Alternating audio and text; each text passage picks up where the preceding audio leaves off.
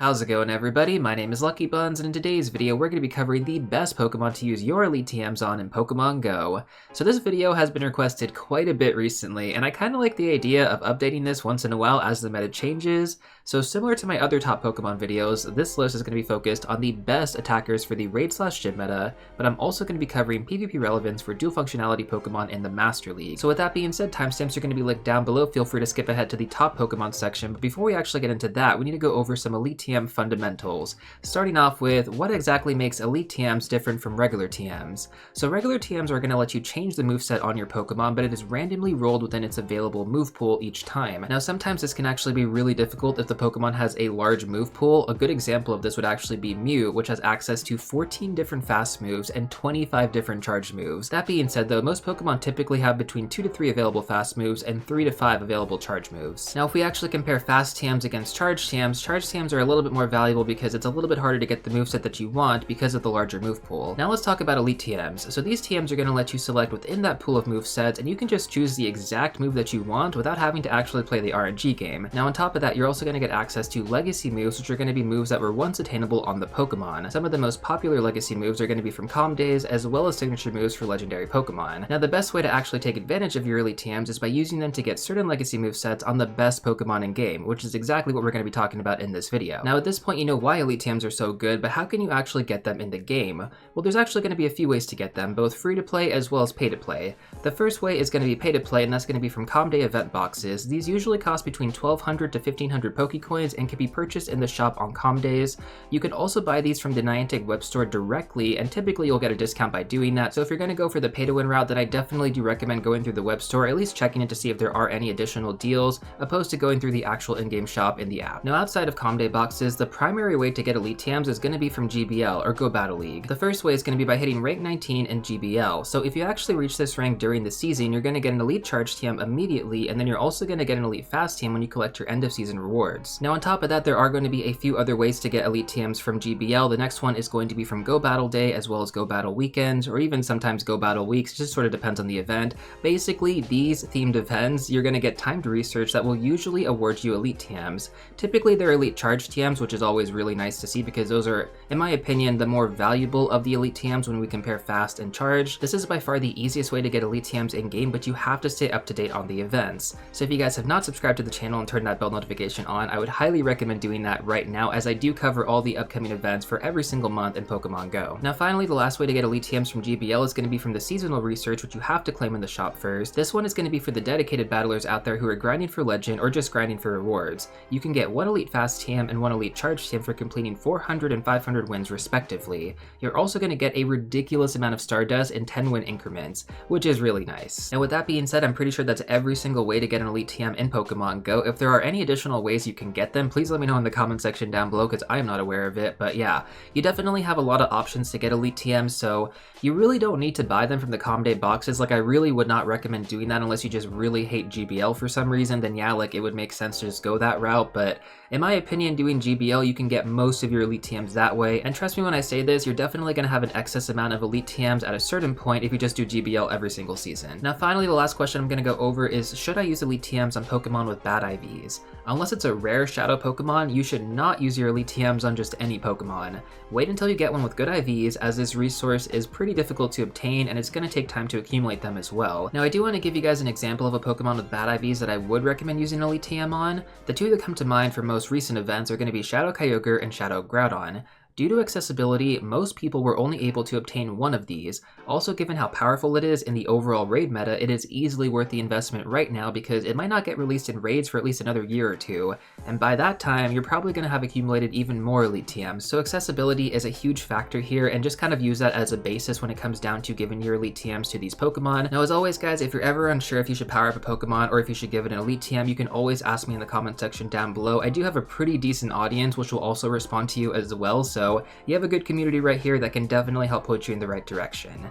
That being said though guys, that should pretty much cover all of the fundamentals for Elite TMs. As always, if you have any additional questions, let me know in the comment section down below, but now I think it's time we get into the featured Pokemon. Now for this video, I went through and did the math on every single Pokemon that has an Elite TM that in my opinion is worth investing into. For the Pokemon where it's not that worthy, or maybe it's just like slightly worthy, I will mention that as well. So let's start off with Mega Charizard Y with Fire Spin and Blast Burn. Blast Burn is going to be a Calm Day exclusive moveset. If you don't want to run Blast Burn, the next best moveset is going to be Overheat. Now in terms of the upgrade here, Charizard goes from 47.84 to 51.91, which is basically a 4-point difference with Blast Burn.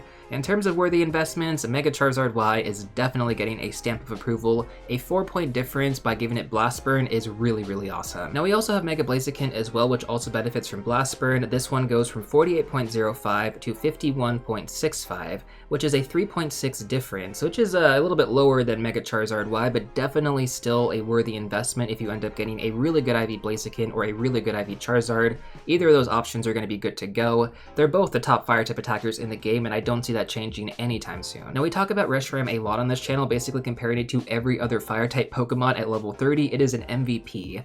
Now with that being said though, that is with Fusion Flare. If it doesn't have Fusion Flare and you're going to be running Overheat, how much of a difference does it actually make? So comparing Overheat to Fusion Flare, there's going to be a 3-point difference, which is definitely good. I feel like anything above a 2.5 to 3-point difference is really solid. Anything below that is a little bit more questionable, but again, I'll point out those Pokemon when we get to them. Overall though, Reshiram with Fusion Flare, I do highly recommend giving it that Elite TM, as Reshiram is one of the top dogs in the game right now, and it is so useful against Team Go Rocket Grunts as well as in raid battles. Now finally, for our fire type Pokemon, we do have Heatran as well with Magma Storm, which is going to be its signature moveset. Comparing Flamethrower against Magma Storm, there is going to be a 3.85 difference there, which is definitely a nice upgrade for Heatran. It doesn't really propel it to like the top of the meta in terms of fire type attackers, but you can also run this Pokemon in the Open Master League. Same thing with Reshiram, so dual functionality right there for both of those Pokemon. Now I will say, unless you plan on running Heatran in the Master League, there probably isn't a huge benefit to giving it Magma Storm if you're going to just be using it in the raid/gym meta.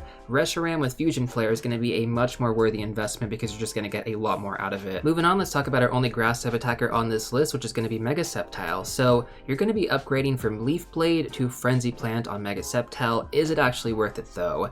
Yeah, 100% worth it on Mega Sceptile. It actually is a 4.3 difference, sorry, a 4.23 difference from Leaf Blade to Frenzy Plant. So definitely one of the more noticeable ones that gets an upgrade here. And yeah, all around, a Mega Sceptile is pretty much the MVP in the grass type category. We're gonna go over the water type Pokemon next. It's basically just 2 water type Pokemon, but it's gonna be like these 2 water type Pokemon with like a bunch of their different variants. So we're gonna have Primal Kyogre, Shadow Kyogre, Regular Kyogre, Mega Swampert, and then Shadow Swampert. We'll start off with Primal Kyogre. So in terms of the difference here, every single one of these upgrades, guys, is going from Surf to either Origin Pulse or Hydro Cannon. Origin Pulse on Kyogre and Hydro Cannon on Swampert. So is it actually worth upgrading with the Elite TM? For Primal Kyogre, it definitely is. It goes from 54.58 to 58.19, which is a 3.61 difference. Definitely a nice upgrade for Kyogre. For Shadow Kyogre, it's a little bit less. It's only a 2.58 difference from upgrading from Surf to Origin Pulse. And then when it comes down to regular Kyogre, it's only going to be a 2.45 difference. But again, like regular Kyogre and Primal Kyogre can basically be the same Pokemon, so you don't have to build 2 of these things. You can just build one regular Kyogre and just Primal that one, and it's going to get a nice upgrade when it does get into the Primal forms. Now we did talk about accessibility early on in this video, so again, when it comes down to Shadow Kyogre, I do think that it is worth giving Origin Pulse, but at the same time, you could totally run Surf and still be good. Now let's talk about Mega Swampert and Shadow Swampert. So these 2 got a nice upgrade. Again, Mega Swampert and regular Swampert are pretty much the same thing. Regular Swampert isn't as meta anymore though in terms of the overall water type category though, so we're not going to talk about regular Swampert, we're just going to talk about the Mega. This got an 8-point difference going from Surf to Hydro Cannon. That is freaking huge, man. Now if you guys already have a Primal Kyogre ready to go, I wouldn't really recommend building a Mega Swampert, but if you don't have a Kyogre ready to go and you have a good IV Swampert sitting on the sidelines right now that doesn't have Hydro Cannon, definitely worth giving it to it. Not to mention you can also use regular Swampert in the Master League as well as the Master League Premier Cup, so there is that. Now let's finally talk about Shadow Swampert, which is going to also have play in the Ultra League as well. So this is one of the bigger reasons to actually invest in this Pokemon, because you can run it in PvP as well as in the raid/gym meta, even at its PvP 2500 CP limit. So, I mean, it's one of those Pokemon where it's like you're building it for, Ultra League, but you can also use it in the raid/gym meta. That's a win-win. Not to mention, the point difference going from Surf to Hydro Cannon for Shadow Swampert is going to be 7 points.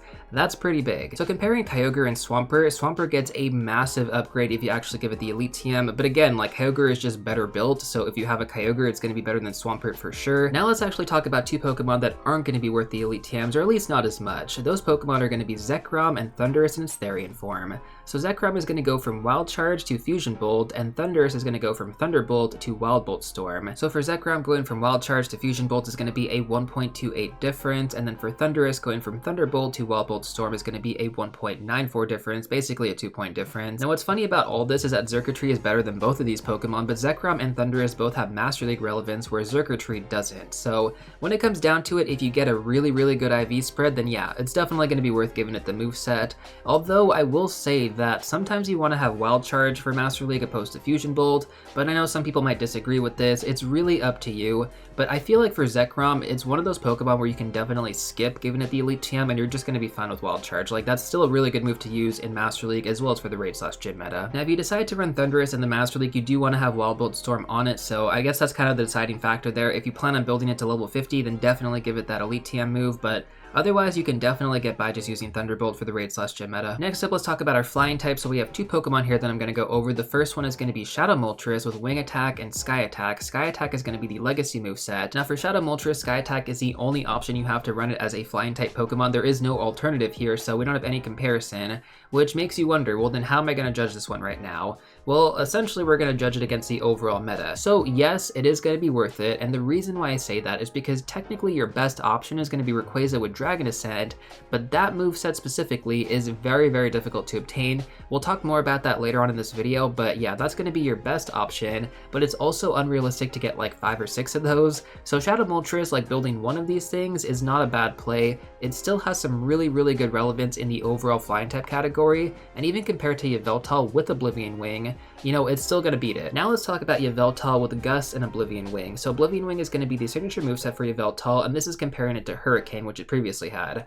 Now this is a massive upgrade, guys. It's an 8-point difference going from Hurricane to Oblivion Wing. That is a game changer for Yveltal. This basically propelled it to like one of the top flying type spots. So when it comes down to it, Yveltal is definitely one of the best Pokemon to give an Elite TM to on this list. Like an 8-point difference is ridiculous, guys. And you could also run it in the Master League as well. So yeah, Yveltal definitely getting a stamp of approval. Next up, we got Giratina Origin Form with Shadow Claw plus Shadow Force. Shadow Force is going to be its signature moveset, and this is comparing it against Shadow Ball, which Shadow Ball is already a pretty good moveset. So I mean, how does it really compare? So first of all, it's going to be a 1.74 difference, so not a drastic difference from Shadow Ball to Shadow Force. So pretty much what I think about Giratina Origin Form at the moment with Shadow Force is that I would definitely skip it. I would just use Shadow Ball. Like, I feel like Shadow Ball is effectively still good for PvP as well as for the raid/gym meta. Next up, we got the MVP in Pokemon Go, Mewtwo and Shadow Mewtwo. So the difference for Shadow Mewtwo going from Psychic to Psystrike is going to be a 4-point difference. And then for the regular Mewtwo, that's going to be a 3.39 difference, so basically a 3.5 difference. So Shadow Mewtwo does get a smaller boost, or sorry, a little bit more of a boost, that's what I wanted to say, compared to the regular counterpart, but regular Mewtwo can Mega in the future, so we kind of are anticipating that one as well, which if we actually compare it to Kyogre, for example, that one got more of a buff on its primal form compared to its regular form, so we'll have to wait and see how much of a difference it is compared to Mega Mewtwo, but as of right now, both are still very much worth it. Not to mention, there's going to be a second Elite TM to give to Shadow Mewtwo as well as regular Mewtwo. That's going to be Shadow Ball. Now I know what you're thinking, Shadow Ball isn't going to benefit from Stab on Shadow Mewtwo as well as regular Mewtwo, but having Shadow Ball paired with Psystrike is such a good combo for both PvP as well as for raid battles, and also for rocket battles too, I'm just going to say that, so really more like triple functionality right there. Mewtwo is the MVP, and honestly guys, if you end up getting a really good IV spread, or if you end up getting the Shiny Shadow like I did, highly recommend giving it those double Elite TMs. It is so worth it. I have never regretted it once. So when it comes down to it, Mewtwo is definitely going to be one of the best investments for your Elite TMs. By the way, I think we've only covered Elite Charge TMs in this video so far. We are going to have one Pokemon that requires an Elite Fast TM, but yeah, for the most part, guys, Elite Charge TMs are going to be the more valuable of the two. Next up, let's talk about Terrakion in the fighting type category with Double Kick and Sacred Sword. So Sacred Sword is going to be the signature moveset, or the legacy moveset. It's kind of hard to tell with the Swords of Justice there, because they all have Sacred Sword, but yeah, that's going to be the legacy moveset for Terrakion. Now for Terrakion, if you guys don't have Sacred Sword, Close Combat is going to be the next best moveset, but man, is it a huge upgrade if you do have Sacred Sword. Guys, it is an 11-point difference. Like, round it up, it is going to be an 11-point difference going from Close Combat to Sacred Sword. Like, at the time, it had Sacred Sword, but it didn't have Double Kick. Like, Double Kick is what made Terrakion so good in the overall meta. Not to mention, fighting-type Pokemon are really useful in Pokemon Go, so you're going to get a lot of use out of it. Next up, we got the Rock-type category. We'll start off with Mega Tyranitar here with the Calm Day exclusive moveset Smackdown. Now, comparatively, there's no other option for Tyranitar if you want to run it as a Rock-type attacker, so if you don't have Smackdown, you pretty much have to just Elite TM to get it. Now, unfortunately, the downside for Tyranitar is that it can also be used as a Dark-type attacker, so if you want to run Bite plus, I was going to say Crunch, but it's a Brutal Swing now. If you want to run Bite plus Brutal Swing, you can't really do that because, you know, in order to TM away that fast move, you're going to have to Elite TM again to get Smackdown. So you have to have two separate Tyranitars, one for Rock and then one for Dark. So for Mega Tyranitar, guys, easily worth the investment, not to mention you probably have an excess amount of Elite Fast TMs at this point because all the other Pokemon have been Elite Charge TMs. Let's talk about Rhyperior next though, and we'll talk about the regular one first before we talk about the Shadow. So first of all, the only reason that you would want to build a regular Rhyperior at this point with Rock Wrecker is if you plan on using it in the Master League. So basically if you have the Hundo like a 98, then yeah, you can totally do that, but at the same time, like, we have Shadow Rhyperior in game now, which is a lot more worth it for that Elite TM. Again, there's no comparable option here for the Rock-type movesets, so honestly, if somebody told me that I was going to be able to build 5 other Mega Tyranitars to add to my Rock-type attacker team, I would be mind-blown, and that's essentially what this is. I mean, I should also mention that Shadow Rampardo is pretty much on the same level here, same thing with Mega Diancie. Neither of those two Pokemon do require Elite TMs, but I will say Mega Diancie, in terms of getting to level 50, a lot more difficult than Tyranitar, and Shadow Rampardos, I mean, I guess it's kind of the same thing as Shadow Rhyperior, so if you end up getting a good IV on that, you could totally just build that one instead of Shadow Rhyperior and save the Elite TM. Definitely an option, but if you end up getting some good Shadow Rhyhorn, my goodness, Rock Wrecker will go a long way. Rock types out of the way, I think our biggest category is coming up next, which is going to be Ground type. So we have Primal Groudon, Shadow Groudon, Regular Groudon, Mega Garchomp, Shadow Garchomp, Regular Garchomp, and then finally Landorus in its Therian form. So I guess we'll just start off with Primal Groudon. That's easily the best investment. Like, you're going to go from Earthquake to Precipice Blades and get a 7-point difference. That's a huge upgrade. You know, for Regular Groudon, it's a 5.27 difference, which again, like, that's the same Pokemon you're going to use for the Primal, so it doesn't really make that much of a difference. Now for Shadow Groudon, that's going to be a 6.12 difference, which is still a very, very nice upgrade. So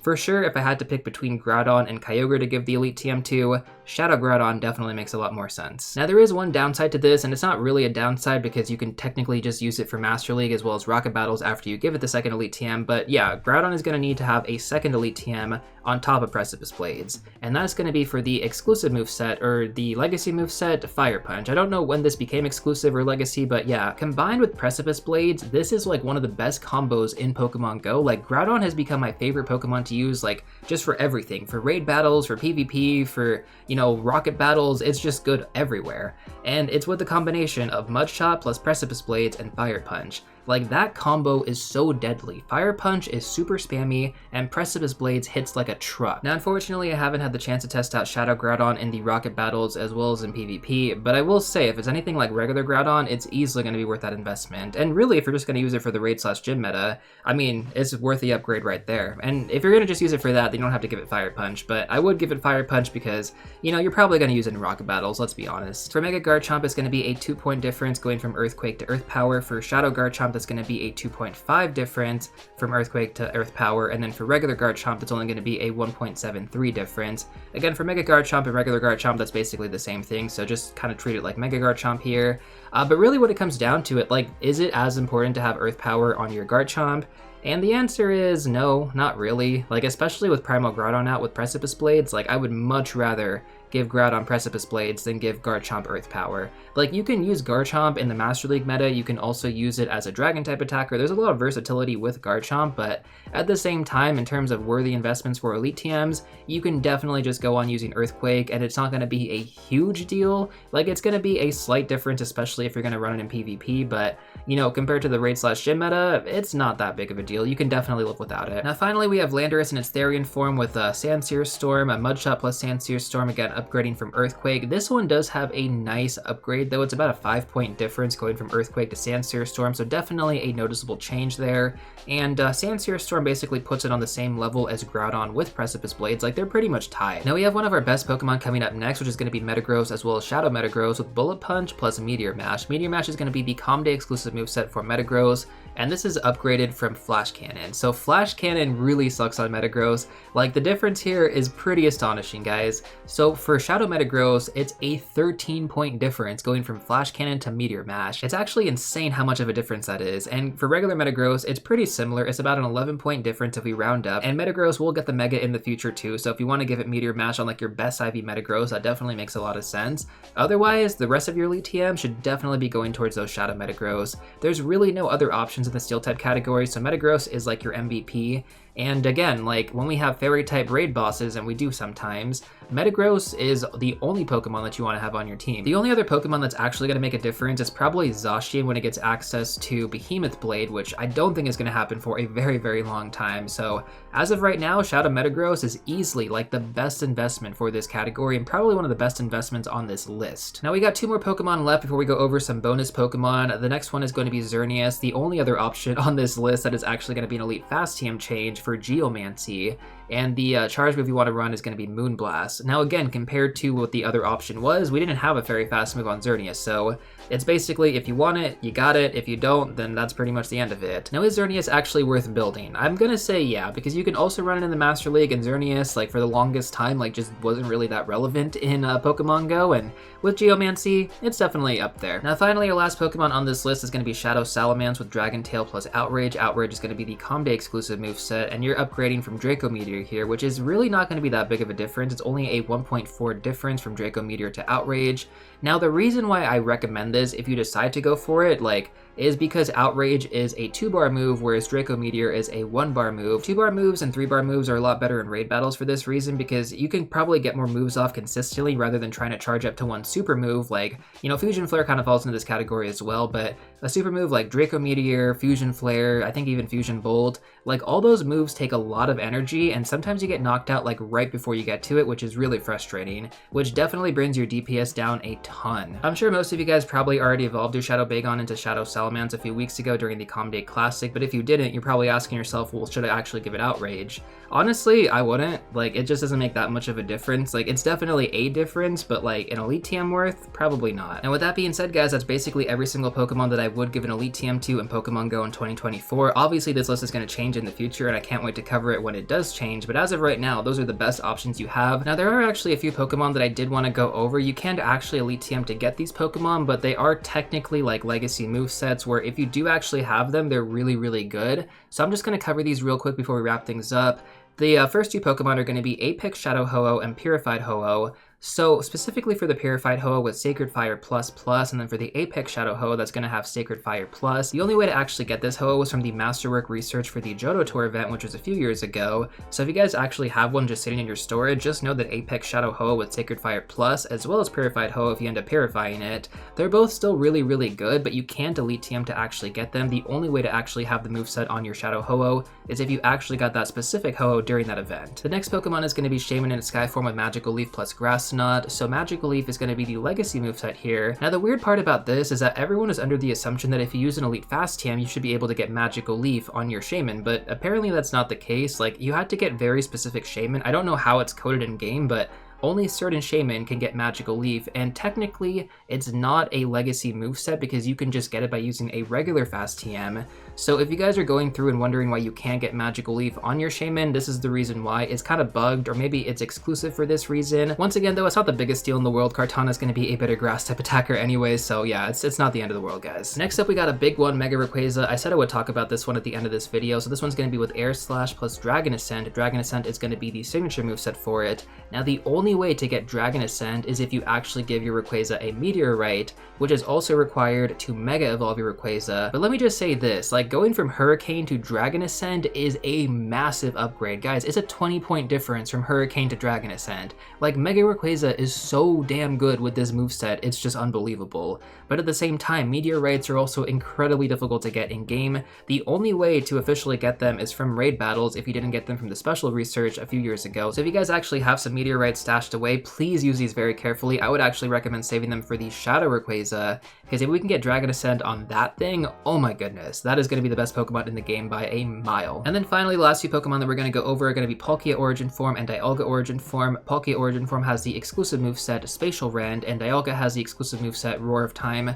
I believe these are going to be signature movesets as well, but they're also Adventure Effect movesets. Palkia actually gets a nice 5.5 difference, and Dialga Origin Form gets a nice 6-point difference, going from Draco Meteor to Spatial Rend and Roar of Time respectively. So definitely a nice buff for both of these two. Again, the only way to get them is if you actually got them from raid battles during the event. Now, unfortunately, if you didn't go to the LA event, it was a lot more difficult to get these Pokemon with their movesets on the global event weekend. But again, like, if you have friends that did go to the LA event, or maybe just friends who have extras with Spatial Rend and Roar of Time, that's the only way to actually get these Pokemon with these movesets. And again, like, I do highly recommend making those trades. The adventure effects alone are so freaking worth it. I actually have a video I'm going to leave a link down below. Do recommend checking that out if you guys don't know how to use the adventure effects. Palkia's Spatial Rend is unbelievably good. But yeah, unfortunately, it does seem like the adventure effect movesets are not going to be Elite TMable in the future, and we are going to be getting some new ones this summer as well. So again, some Pokemon that I would definitely try and hold on to if you end up getting extras, and they're going to be pretty good for trades. With that being said, that's basically everything I have for you guys in this video, though. As always, if you have any questions, let me know in the comment section down below, and if you still want to check out some more content, I'm going to recommend these two videos right here. But before you go, don't forget to smash that like button, subscribe, and I'll see you all real soon in the next one.